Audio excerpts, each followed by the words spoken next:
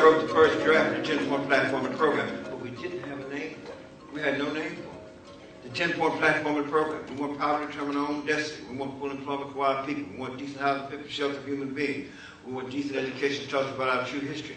We wanted an end to the robbery of our black communities by the avaricious corporate monopoly capitalists. What was it? 6, we wanted all black men and women to be exempt from military service. We changed that later on to free preventative medical health care. Number 7, end to police brutality and murder of black people. Number 8, right to have juries of our own peers for all black men and women in jails and prisons been tried by all white jurors and so on. And summed the program up with the first 2 paragraphs of the Declaration of Independence of the United States of America. When in the course of Huey, I just thought it was great. I said, Huey, come downstairs here, man. I said, look at this, man. It says, when in the course of human events it becomes necessary for anyone. I said, now we can change this a little bit and kind of paraphrase it, whatever, etc. When in the course of human events, listen to it, becomes necessary for any one people to dissolve the political bondage which have connected with another, and to assume among the powers of the earth the separate and equal state to which the laws of nature, nature's God entitled them, a decent respect to the opinions of humankind, dictate that they should declare the causes which impel them to dissolve that political bondage. When a long train of abuses and usurpations pursues and invariably evinces a design to reduce a people under absolute despotism, then it is the right of the people to alter, change that government, and provide new guards for their future security and happiness. The Declaration of Independence. Or as it says, just a white man's knowledge. I said, no, that's my knowledge. Why come you say that? I say it's 1 + 1 = 2, the white man's knowledge. I said, that's just a fact. You know a mathematical fact? Yeah. And then, of course, in dialectics, I always taught party members, we use dialectics. We don't use this. We like to do research. Quantitative increase, quantitative decrease causes qualitative leap of change. You had to know and understand that when you came around me and doing organizing in the community. The increased amount of times you sell a Black Panther Party newspaper in the designated area where you sell it, and over and over you sell it, and an increased amount of times you talk to the brothers and sisters that you're doing, you are decreasing the apathy and increasing the consciousness. So that's what it was about. How do you educate the people about programs, about organizing, and unify the people? And we came up with all these programs, beginning with the Free Breakfast for Children program, 6L anemia testing program, free preventative medical health care clinics. That's what we started with. But party members from Seale, Washington, to Winston-Salem, North Carolina, to Boston with Sister Archie Jones, who run that chapter up there, to Chicago, they got creative with the whole concept of grassroots community programs. I looked up, and Winston-Salem has got a free ambulance program. I said, it ain't right on. I hadn't even thought of that, but I said, right on. I looked up in Boston, and then Sister Archie Jones got a free pharmacy program. Hey, right on. Richmond, Virginia had a free pest control program. Next thing you know, we have 24, and they expanded even after that, programs in the community to organize and unify the people around. All growing out of the foundation of the 10-point platform and program of our Black Panther Party. That 10-point platform and program.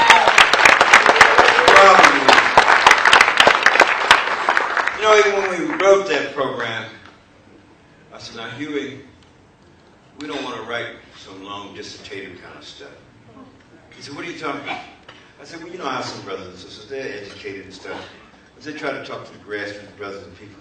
And they say, the basic socioeconomic structure, the adverse conditions that you're subjected to, and consider in particular sociological and psychological factors. And the brother, hey, Brother Bobby, what you talking about, man?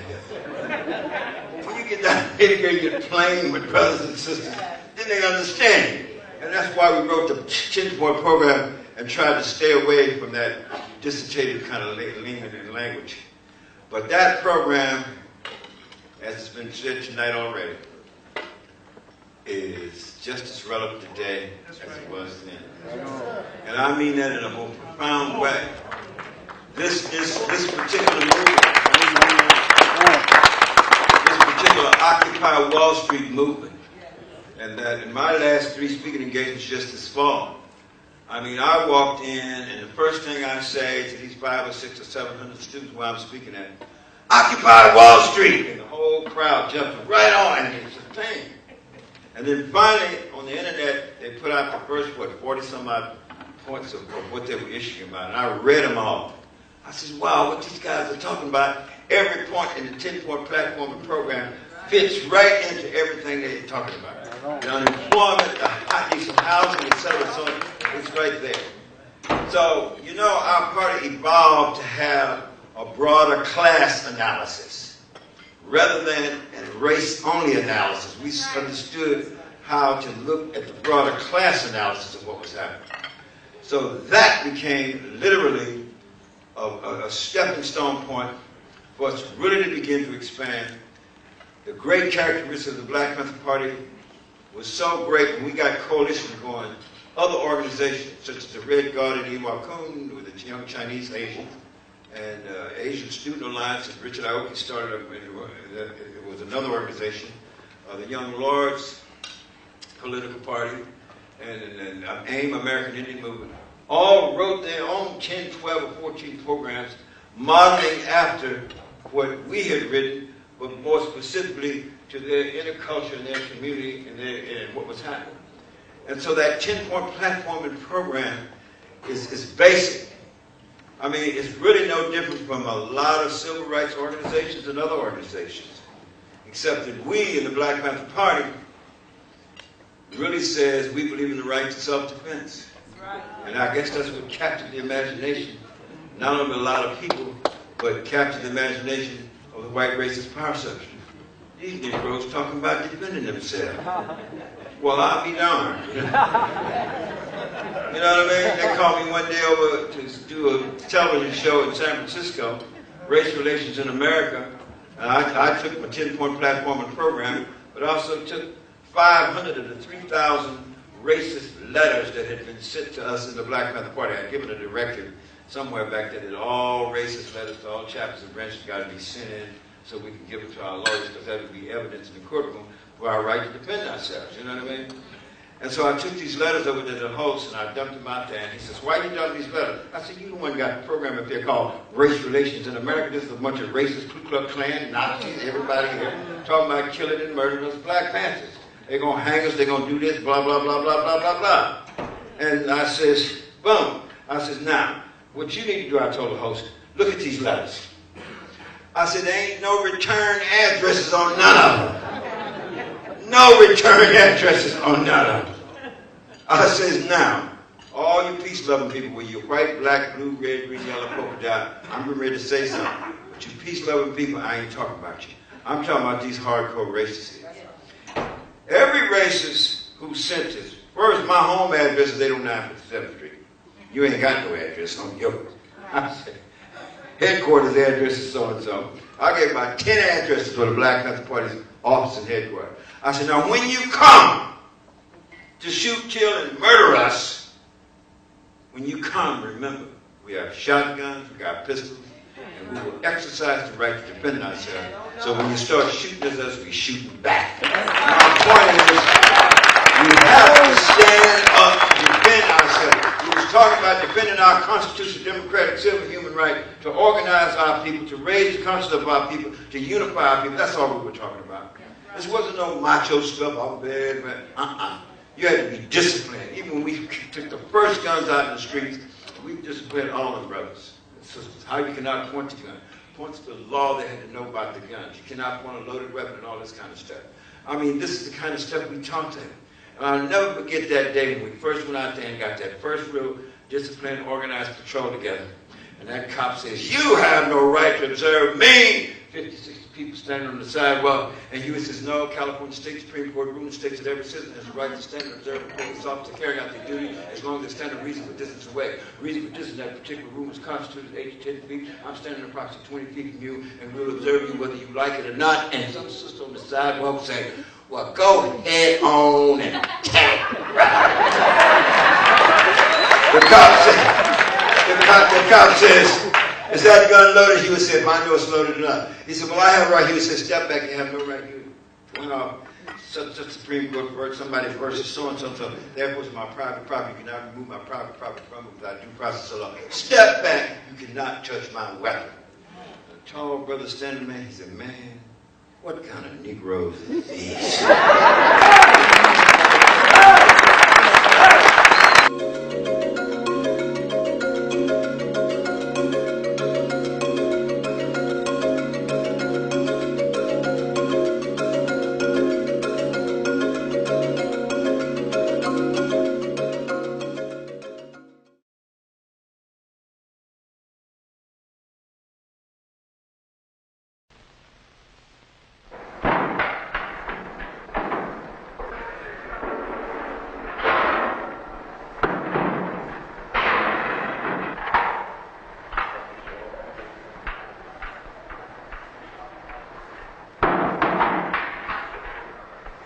Okay, fellas, right in here. Huh? You working there? Where are you fellas from? KQED Channel 9.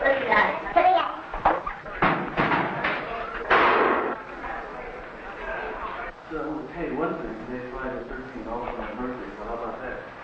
Friday, 13 months of your birthday, so what? What are you talking about? This time. A birthday's a birthday. It is, but on Friday the 13th, can you dig that? Did you see the paper there? Francisco? Yeah. About what? Did you get my beat when I started? Oh, I saw the, I just got through looking at the, Examiner. They had the pictures in there. Mm-hmm. Yeah. We'd like to get a little bit more into the prison life, you know, just like Prison life? Lunch, you know, you're in prison now, you know, you tell us about the lunch. A lot of times before, when we're off camera, you know, you showed your sense of humor and yourself and everything like that. So this time, you know, come on out and be natural. Show all the sides of yourself that you are, you know. What about the program? Are you asked about his prison life? I'm going to ask about your prison life, and I'm going to ask about, you know, the Panthers, and mix the two. So when we get through with this film, we'll be able to bring a picture back to the people of who Bobby Seale is in prison. Mm-hmm. And the thing that struck me last time when I was here is I expected you to be positive. I didn't know what to expect, that you might have been broken down, and they might have driven you crazy or cracked you. Mm-hmm. The thing that's impressive to me, and a lot of people that saw the footage the first time, was that you're alive and well, and you're, you know, surviving the pressure that they put on you, you know, mm-hmm. in all these different forms. So, where did you just come from now, down the hall? Well, they just brought me out of my, the cell they keep me in. That it's a cell that I'm isolated, you know, from all the other prisoners in the jail. Yeah.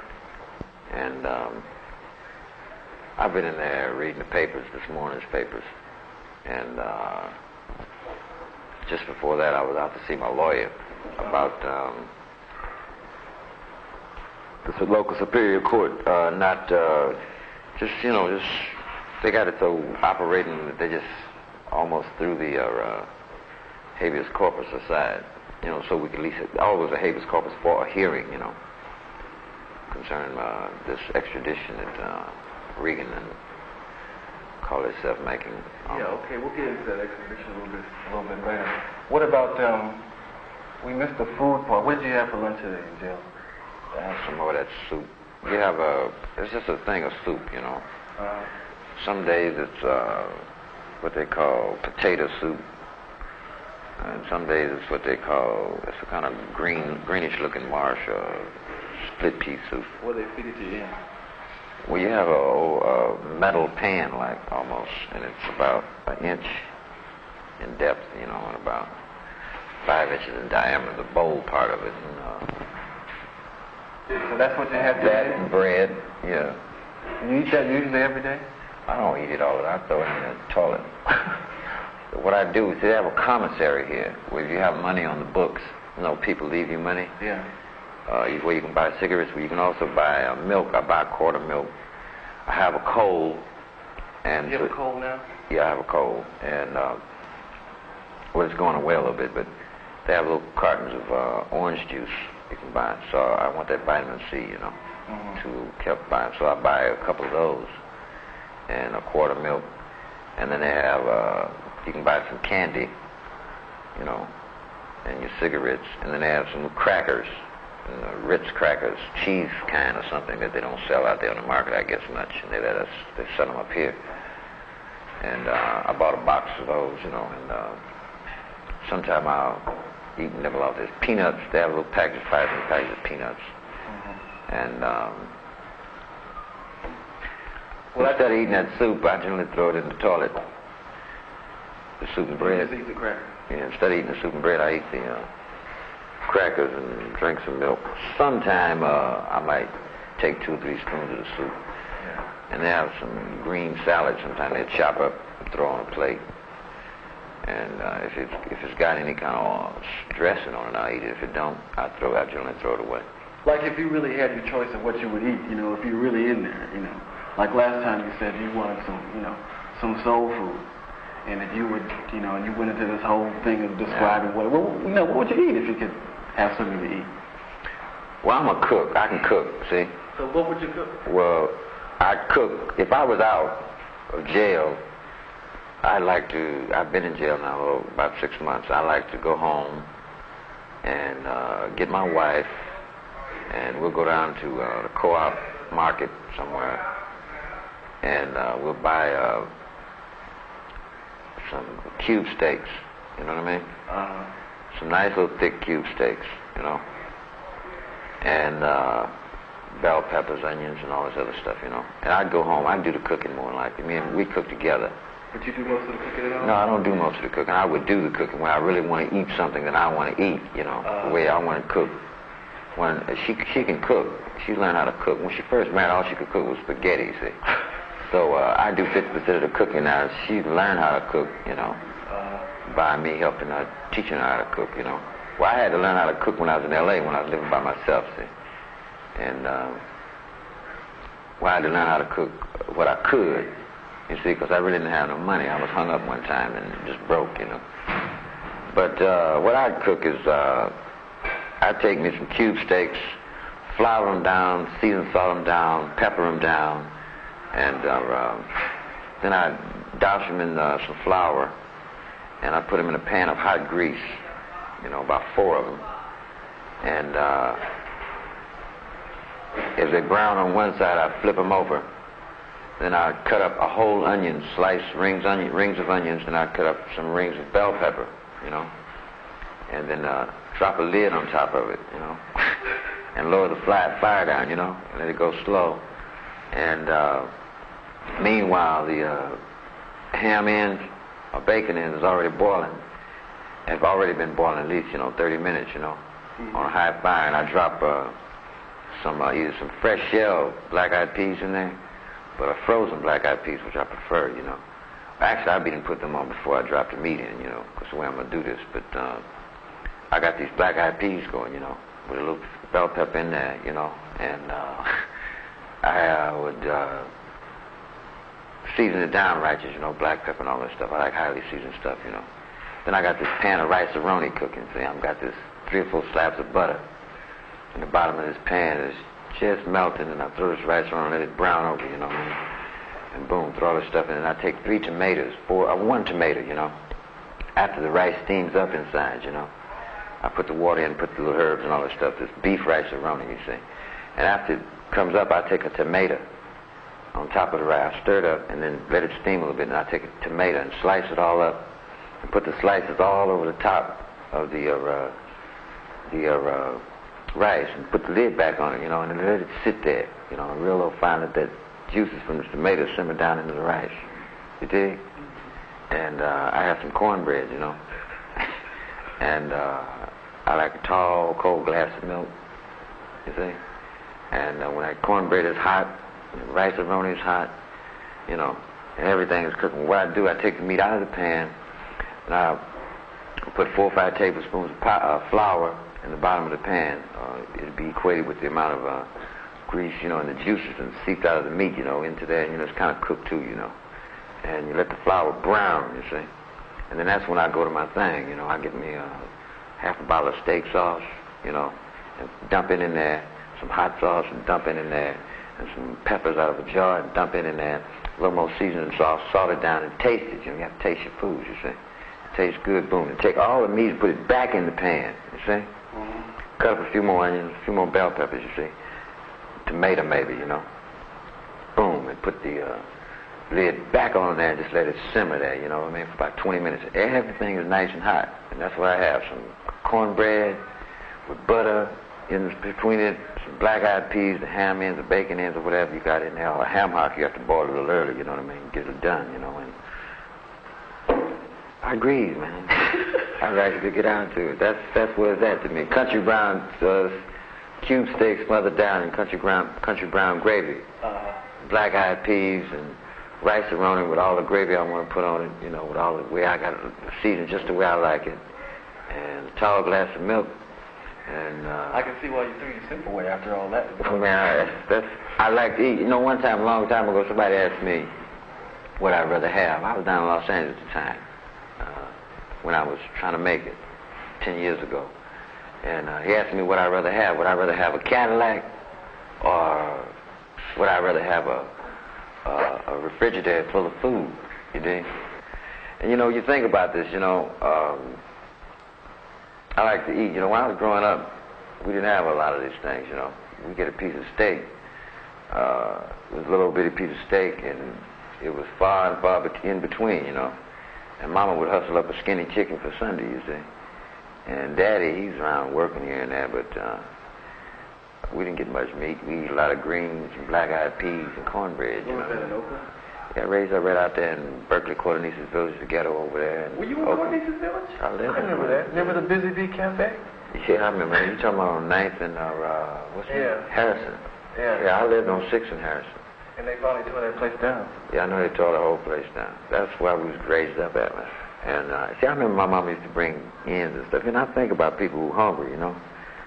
And I think about people, that's why breakfast for children is where it's at, man, you know.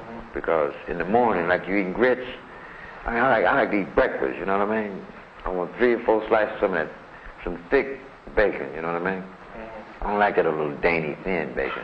But I eat it, you know, it's sweet and it's good, you know. But some grits and some butter, you know what I mean? Some hot biscuits or some jelly or some syrup, one way or the other, you know what I mean? And that's where it's at. And I think every little kid in the country should have it, you know.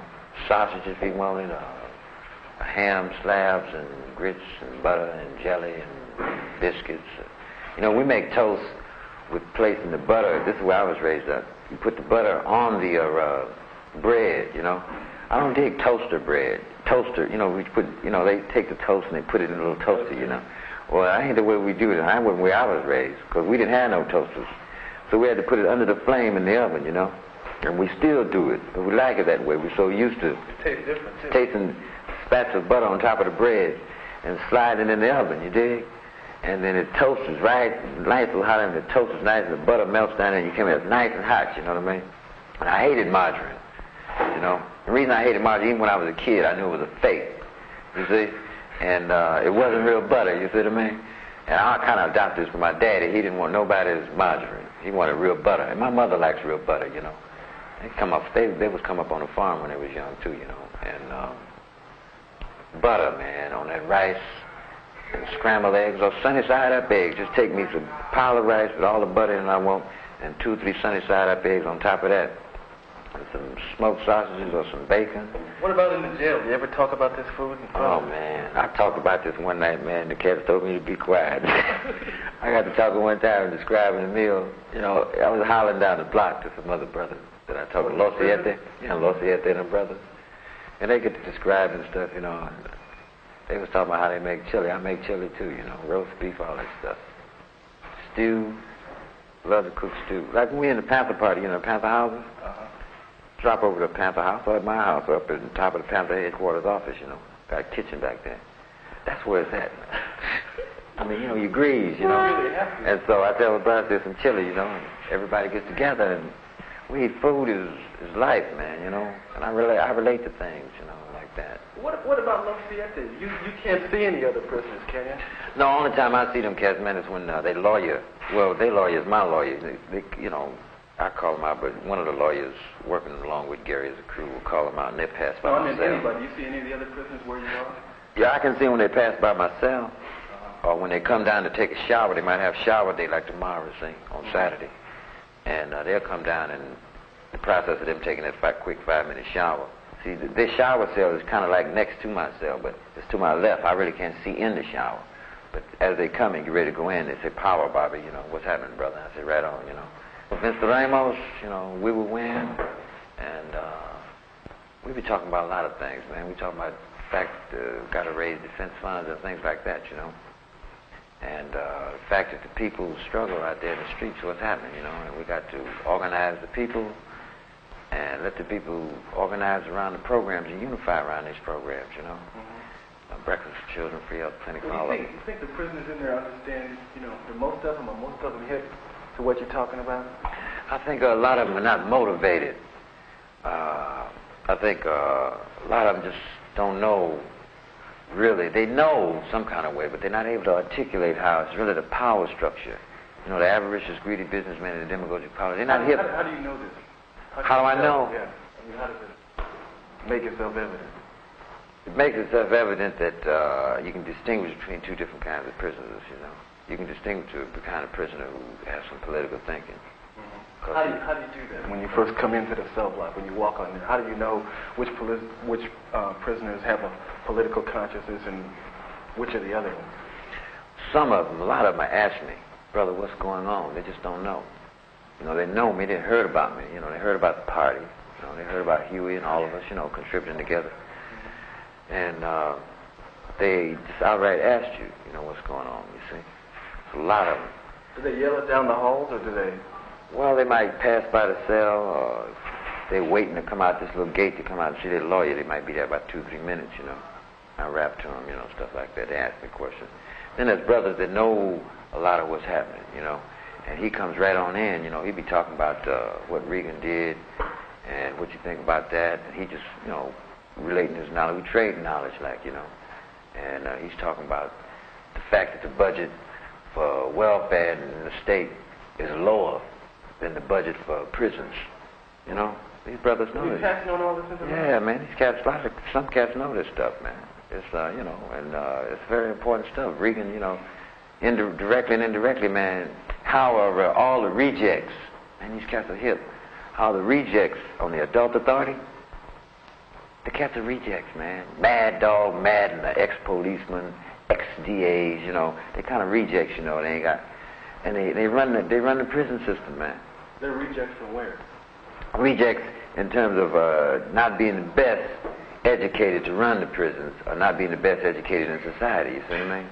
Last time we were here, we were talking about what it was like in the hole, and that was sort of graphic, and we missed that. Would you go over that again in all the way you told it, you know, all your expressions and everything, about what it was like when you were in the hole? Mm-hmm. Yeah. Y'all got no smoke, have you? Cigarette? Anybody got a cigarette? Don't, go ahead. Yeah, go ahead. Okay. Just light one right there. You got a match? Well, while I was putting the hole, well, I have to tell you how it started. You see, this guard gave me, or let me have, the Black Panther Party paper. Yeah, there you go. After Gary had requested, you know, him to let me have it. And I took the paper.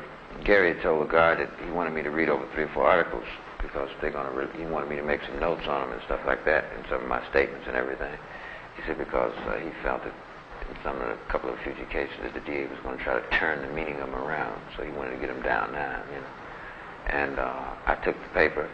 God let me have it. It was one night when my lawyer come up to see me. And next day, or 2 days later, I think, I was in visiting, and so I come back from visiting. Visiting was over for that Sunday. That's what it was. And the cat told me, he says, Seale, you ain't supposed to have that Black Panther Party paper now. I said, wait a minute, man. I say, it's another guard, you know.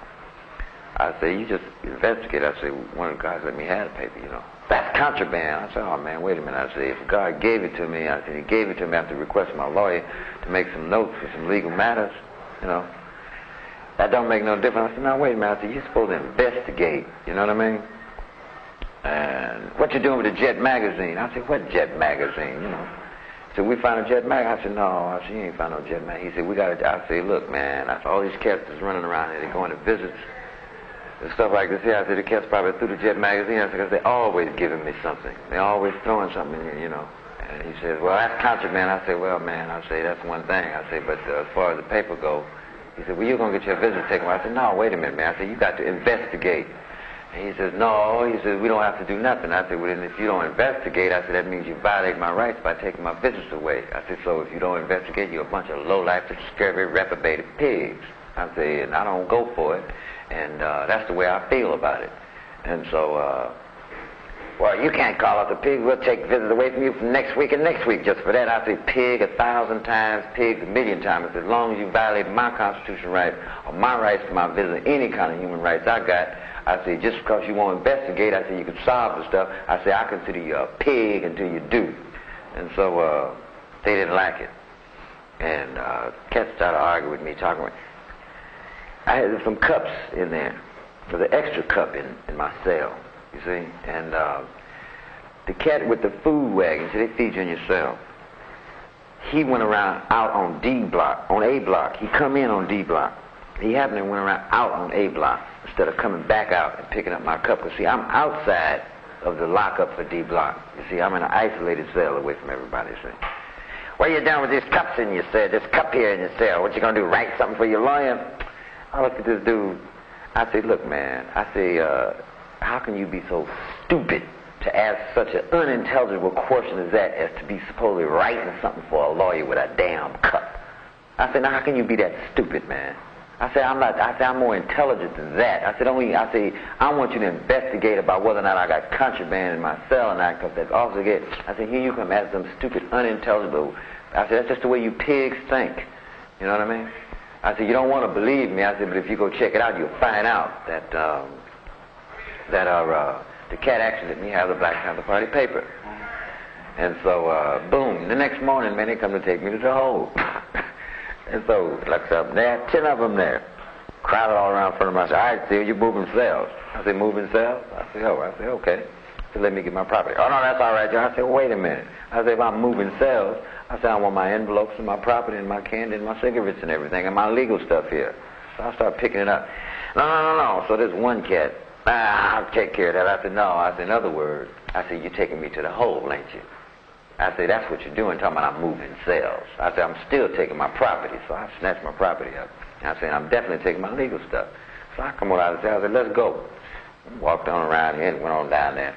We got down there, and so they say, all right, give us all your stuff. I said, you don't get my legal stuff. I said, you don't get none of my legal papers. I said, because by constitutional right, I said, I got it right. Any person accused and held in jail got a right to keep all things related to his legal defense with him. I said, you know that. You can't have that. No, I said, yeah, I'm going to keep it. I said, the only way you're going to get it from me is take it from me. I said, because I'm keeping my legal stuff.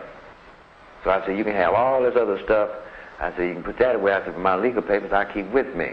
So I said, let's go to the hole. So I started walking towards the hole. And so they all jumped they jumped in front of me, you know what I mean? And so you got to give me, I said, no, I ain't going to give you my legal papers. I said, I got a right to have my legal papers. So I started to walk towards the hole again. And all them cats grabbed me simultaneously. Legs, hands, and everything. And right around the neck and started choking me and pulling me to the ground. We was wrestling there for a while. And then this cat started hitting me in the testes. This one cat who talked about, don't worry about your stuff. You know, let's just go. You know, when you get ready to put me in the hole. And, man, I was passing out, you know, and the cat was choking me, man. And he hit me 4 times, man. And I remember the last time as I was just going on out, you know. That pissed me off, you know. And I had a TV interview, and he was standing back out there listening. And I saw him listening. I said, I don't know if they showed on TV, I said, but they said they put me in the hole for calling him a pig. I said, well, the punk, the bastard who put me in the hole and hit me in the balls, in the testes, I said, I still consider him a low-life, scary, reprobated pig. I don't know if they put that on TV or not, but that's the way I felt about it, and that's exactly what he is. That's what he is. This badge 41 of the sheriff's department, you see. And I got his badge number and everything, you see. The fool, you know. And I just wanted to print it in the paper so all the people in the community can know who the pig is, you know.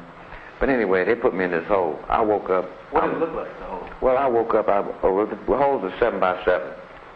No, 7 by 5. About 5 feet wide and 7 feet long.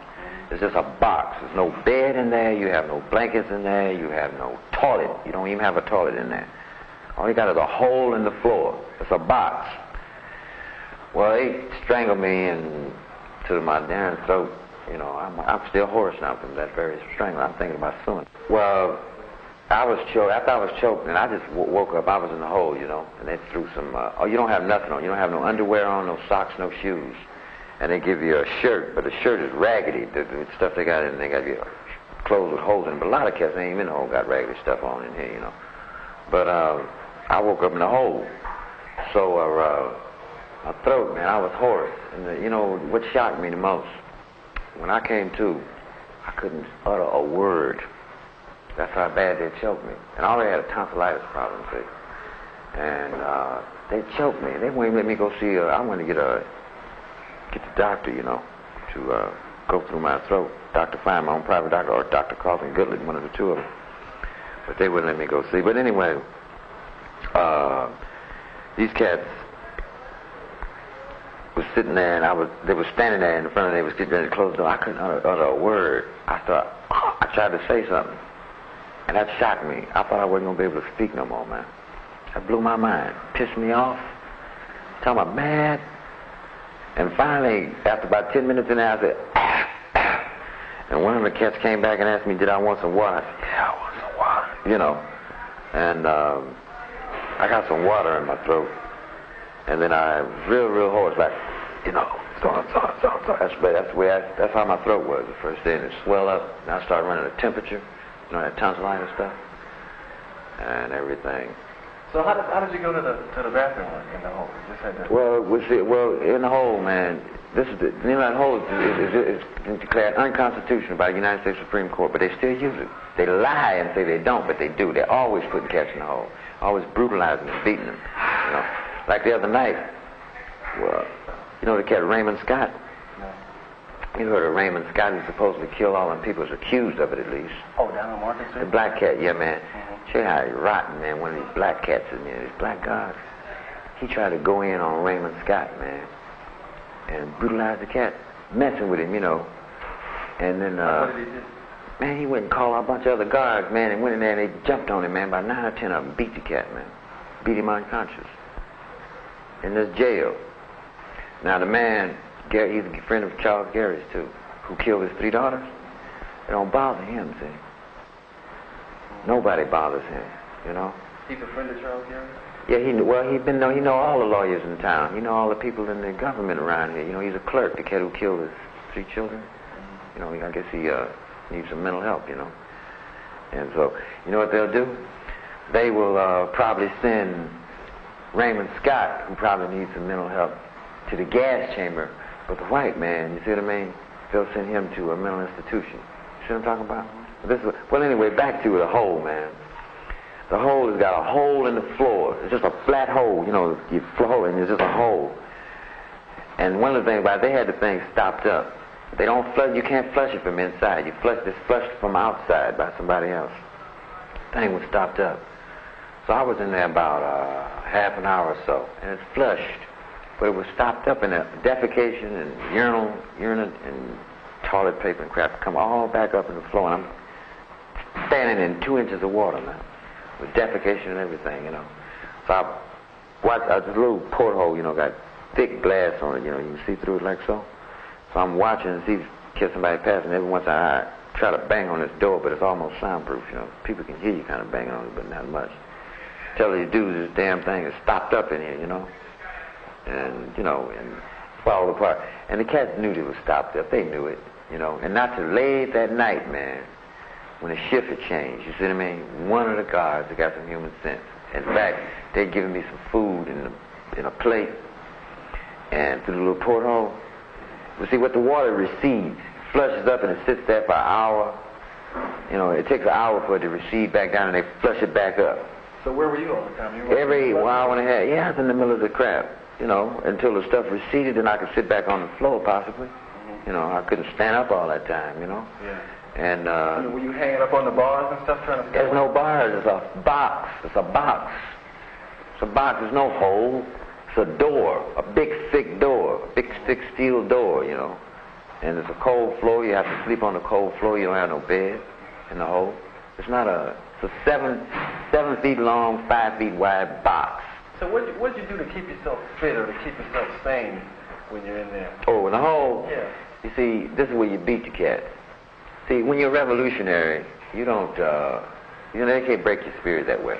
You see what I mean? The real thing is you understand the psychology of the cops. They are the ones who really couldn't stand to be in there. That's why they create that kind of thing. You see what I mean? They are the ones who really couldn't stand to be in there. Anyway, my food came in there. They got some food in there. And what it was is the way they got that thing turned off, unstopped that plug in that hole. And me, I have said, sitting and stuff is, on the night shift, after they come back around to pick up the thing, I wouldn't hand the plate back out the porthole, you see. And they open the door, and I'm over here in the corner, and my plate is sitting there and all this water, defecation and crap all over the floor. I look and I say, nah, is this you cat's hole? And so he said, come on out of that. So they cleaned it up and unflushed the thing and got the thing all cleaned out. But it's their minds, if they're scared of that hole, you see, they're the ones who could never take it, you see. But Huey one time was telling me about how he figured that psych out. When he was in jail a long time ago, way before the party started, they put him in the hole because he led a strike in jail for better food, And what they did is they stuck you in the hole and they give you a cup of green marsh and mesh, and 2 pieces of bread or something twice a day. And so when they first come around there, Huey said, I'm not going to eat this crap, because I was striking upstairs for better food in the first place. What I'd look like eating this crap you kept sitting out here in the first place. So Huey threw it back out. For 2 days, Huey wouldn't eat. But it so happened the shift changed, and a night shift cat changed. And the cat who came on night shift happened to be a brother who knew me and Huey very well, at Mary College, And this cat saw Huey down there and asked Huey, was he hungry? Well, he didn't even ask him whether he was hungry. What it was, he just went and got some bologna and cheese sandwiches, and brought them down and gave them to Huey at night. And every night he'd come on. So the next day, where Huey figured out these cats' psychic was that they come down there and it blew their minds. Was when Huey come down, they come down the next day with their green marsh, Huey would be doing push-ups, And they didn't know how this cat did that for 10 days, and it blew these cats' minds, How could he do it? It's just impossible, Well, Huey reversed the understanding of their thinking. The first thing is a basic fear. It's impossible to survive in the hole. You're supposed to break your spirit, you know what I mean? But you don't do that, see? And once you understand that their psychology, deep down inside, they can say everything they want to say, but them cops are really scared of that hole. That's why they create something that they fear, you see what I mean? Which makes them hate. It's a basis of hate and false fears that they have. So they create the most detrimental things. That's the basis of hate. And you see how you can describe their hate, you see. So how did you whip psych on them when they came back? In Oakland, California, the search for power began on the streets. Blacks had little say in how their community was run. In particular, many questioned the role of the police. The police throughout the black communities in the country were really the government. We had more contact with the police than we did the city council. The police were universally disliked. The size of the mostly white police force was increasing. So were complaints of police brutality. Influenced by freedom struggles in the South and in third world nations, in 1966, Huey Newton and Bobby Seale formed the Black Panther Party for Self-Defense, a symbol taken from a Lowndes County, Alabama political organization. Armed with law books and with guns, the Black Panthers monitored the actions of the police in the black community. I remember one of these first events when we got out of the car. We saw a policeman, making an arrest of some kind, about 20 or 30 people in the community standing to the side watching. And the black folks, one of them says, hey, who are these people? Hey, man, this guy hey, man, I'm going to move out of here. These guys got guns and stuff like that. They were out looking at what the police were doing. We had officers stopping a car, and then we would have a carload full of these Black Panther people pull up behind them and watch them and see what they were doing. They were looking at what the police were doing. We would follow the police around, and when the police would arrest or detain someone, we would read their rights to them. And came down to some point where the policeman says, what are you doing with those guns? And Huey says, well, we got ours to defend ourselves and to observe you. And the police, you have no right to observe me. And Huey, with all his law study, because he was in night law school at the time, California State Supreme Court ruling states that everyone has a right to observe a police officer carrying out his duty as long as they stand a reasonable distance away, and a reasonable distance was constituted in that particular California Supreme Court ruling as 8 to 10 feet. I'm standing approximately 22 feet from you. I will observe you, carry out your duty, whether you like it or not. The black community is saying, well, go ahead on and tell it. The boldness of the Panther actions attracted young blacks, many in their teens. Carrying loaded firearms in public was a well-protected legal right in California. But with the emergence of the Black Panthers, state officials introduced legislation to outlaw loaded firearms within city limits. May 1967. In protest, the Panthers traveled to Sacramento, the state capital. We arrived there, all these black men and women, 24 males and 6 females with guns. And Ronald Reagan, then the governor, was on the lawn with 200 future leaders of America, 12 and 13 and 14-year-old kids. And these kids started leaving his session on the lawn and coming to see us. And these young white kids thought we were a gun club. Knowing the media would be there, the group of men and women then entered the Capitol building. Heavily armed, whether their weapons are loaded or not, nobody seems to know. Wait a minute. Wait a minute. Wait a minute. Are we under arrest? Am I under arrest? Am I under arrest? You place him under arrest.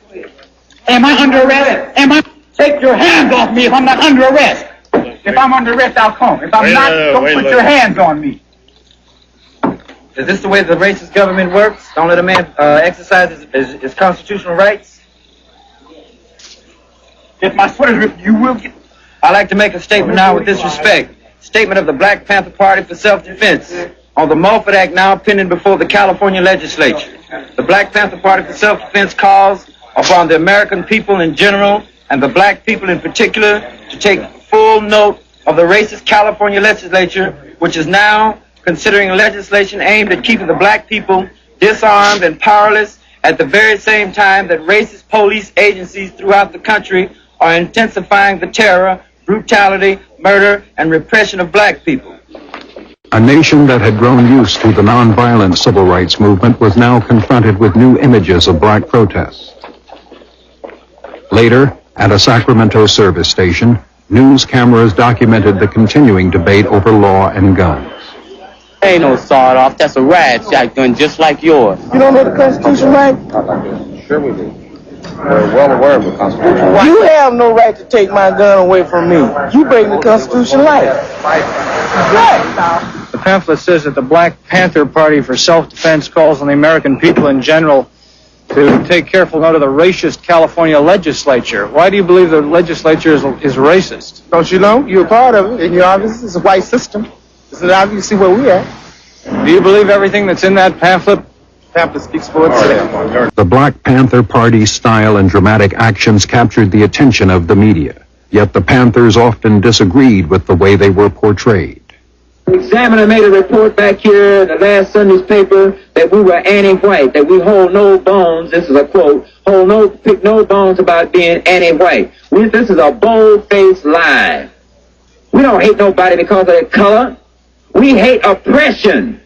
We hate murder of black people in our communities. We hate the gross unemployment that exists in our communities. We hate black men being taken off into the military service to be fighting for a racist, decadent American promising us freedom. To present their story and their program for social change, the Black Panthers created a national newspaper. Language and art were important tools of the new party. I knew that images had to be changed.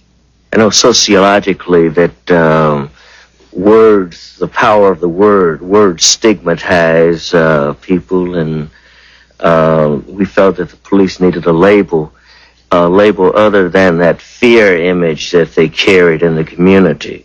So we used the pig as a rather low-lifted animal in order to identify the police, and it worked. Some feared the reaction that the Panther stance might provoke.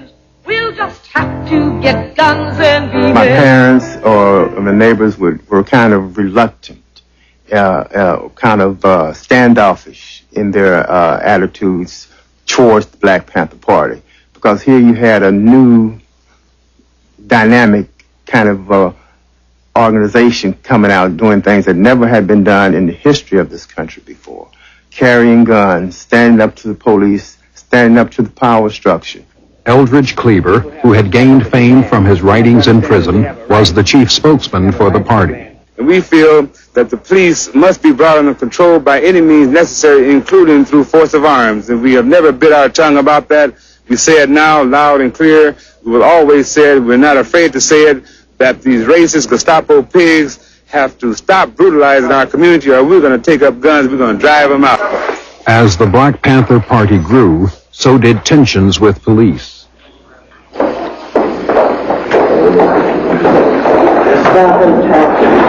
In October of 1967, a year after the party's formation, Huey Newton was shot in the stomach in a confrontation with police. Police officer Herbert Haynes was also seriously wounded. Officer John Fry died from gunshots believed to be from a police revolver. With the death of a policeman, government pressures on the young organization intensified. Newton was charged with first-degree murder.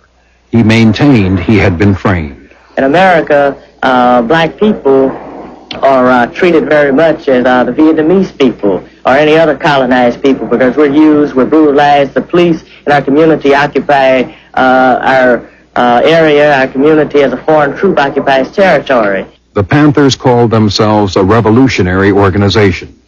The 10-point program was their blueprint for change. And we wrote out this program. We want power to determine our own destiny in our own black community. Immediate end to police brutality and murder of black people was point number 7. The right to have juries of our peers in the courts, what have you. We summed it up. We wanted land, bread, housing, education, clothing, justice, and peace. The Black Panthers distributed free food and later developed a free breakfast program for children. Good morning. Good morning. I can hear you. Good morning. Good morning. Black is beautiful. Free to it. Said I want you free. Free to it. Black is beautiful. Free to it. Said I want you free. Free to it. Black is beautiful. Free to it.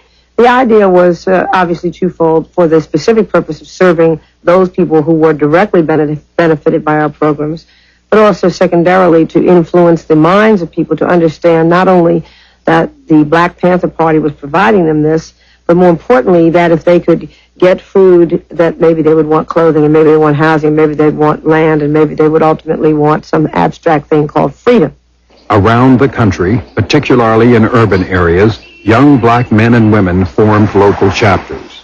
The party grew much too rapidly because many of the young people were very enthusiastic about the guns and about the berets, but they knew little about the community programs that were really our reason for existing.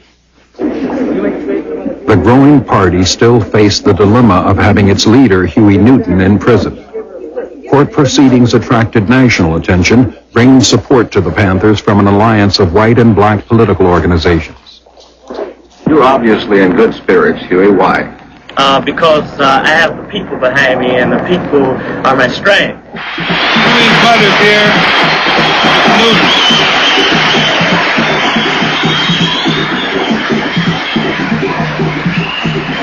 This is the Black Mother. February 17, 1968.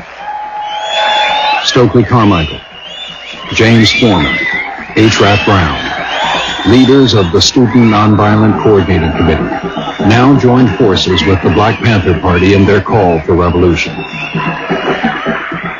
And so in talking about Brother Huey Newton tonight, we have to talk about the struggle of black people, not only in the United States, but in the world today, and how he becomes part and parcel of that struggle, how we move on so that our people will survive America.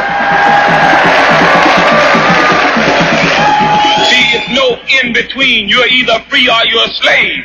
There's no such thing as second-class citizenship.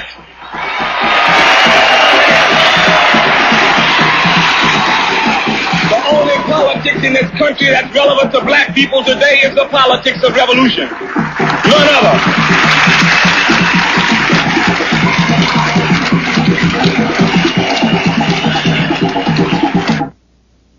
April 6, 1968. A gun battle on the streets of West Oakland. 5 men were wounded, 3 police officers and 2 Panthers. A third Panther, Bobby Hutton, age 17, was shot to death.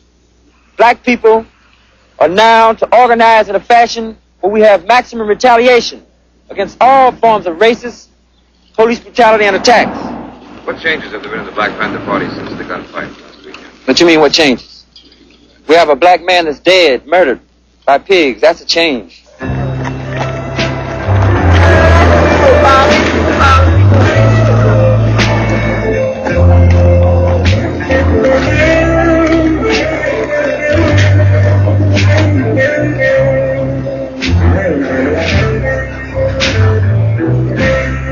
He was a man who was saying, listen, we are willing to take charge of our lives. We're willing to stand up. We're willing, I mean, there was the appeal that Malcolm had in many ways. They had a certain subjective appeal to my psyche and to my emotional need to say, yes, there were men in this world who cared, black men, who cared about the community and wanted to do something and were willing to take it to the last degree. In the fall of 1968, 2 years after the party's founding, Huey Newton was convicted of manslaughter in the death of police officer Fry, a conviction which was later overturned. With chapters in 25 cities, government surveillance was increasing. The membership of the Black Panther Party had reached several thousand and was growing.